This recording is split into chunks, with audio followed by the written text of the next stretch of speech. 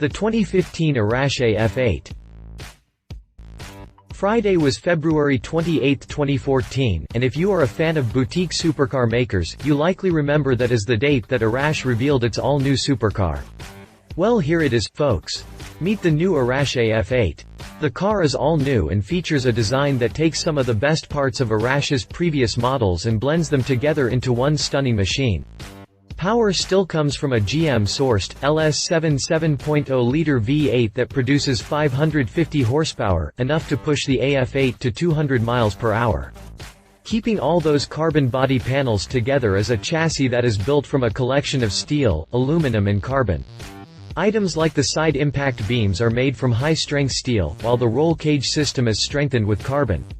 My favorite part is the floor, which has been made with a Kevlar-carbon composite to provide ballistic protection against stones and road debris. When it comes to making your supercar sound awesome, a ballistic protection floor is a great place to start. Click past the jump to read more about the 2015 Arash AF8. Exterior. The cockpit is slightly forward, the overhangs are unbelievably short and the rear is dominated by the engine bay. The exterior of the new Arash AF8 has been created to move the design of the company forward while paying homage to its past. The front of the car is shaped similar to the original Farbout GT, while the aerodynamics and some cooling features are based on the progress made with the AF10. The actual shape is traditional for a mid-engine supercar. The cockpit is slightly forward, the overhangs are unbelievably short and the rear is dominated by the engine bay. These proportions may have started their development with the Lamborghini Miura in the 60s, but they still look great today. The wheel design of the AF8 is a simple thin-spoke design, but what is immediately noticeable is the width of the rubber. The rear tires of this Arash are 345 mm wide, making them some of the biggest tires Michelin makes. Those are wider than the wheels Lamborghini puts on the Aventador. Interior. The cockpit of the AF8 is going to be a bit barren if you are a traditional. It is not created to coddle you with supple materials on the long highway journey to your destination. Ferrari or Aston Martin buyer. The main focus of the interior design of the Arash is to keep you in control and moving forward at speed. It is not created to coddle you with supple materials on the long highway journey to your destination. The dash is dominated by 3 large gauges, the steering wheel has almost no buttons, and there are very few superfluous add-ons. There is still plenty of leather, contrast stitching and carbon fiber, but the overall feel of the cabin is function over form. To be honest, I think this is probably a bit better. I have yet to drive one of the newest Ferraris with the control-covered steering wheel, but it seems like those many buttons would get in the way during really fast driving. Drivetrain.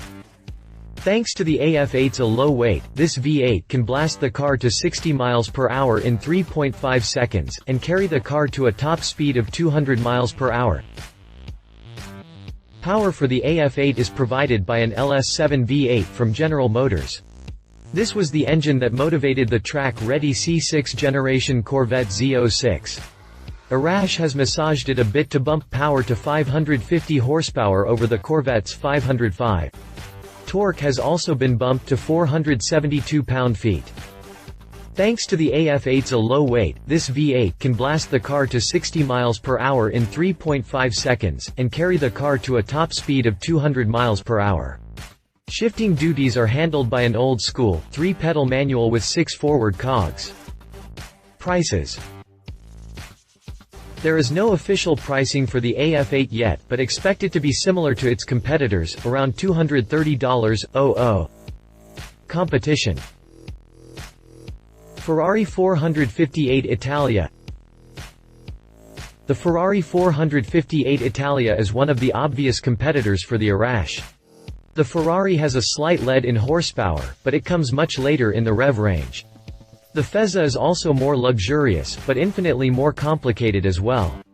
That badge carries a lot of weight in buyers though, and it will take a lot for Arash to overcome that loyalty. Mclaren 12C. The 12C is another natural competitor in the mid-engine market. Just like the Ferrari, the McLaren focuses on using science and math to make its cars go faster. This makes them great on a track but can have consequences when it comes to the feel and experience of a car. Only time will tell if buyers prefer the Mclaren's laptop, or the AF8's a hammer. Conclusion. The Arash AF8 is a unique car. It combines simple American power with the Italian-developed mid-engine formula. The result is a car that is fast, but it offers less in terms of refinement and equipment when compared to its peers. I do love to cheer for an underdog though. Love it raw, naturally aspirated, V8 power 3-pedal manual transmission, focused interior design. Leave it not as powerful as competitors, not as well equipped as Ferrari or McLaren, very few personalization options. If you liked this video, please share your thoughts in the comments below and don't forget to hit the subscribe button.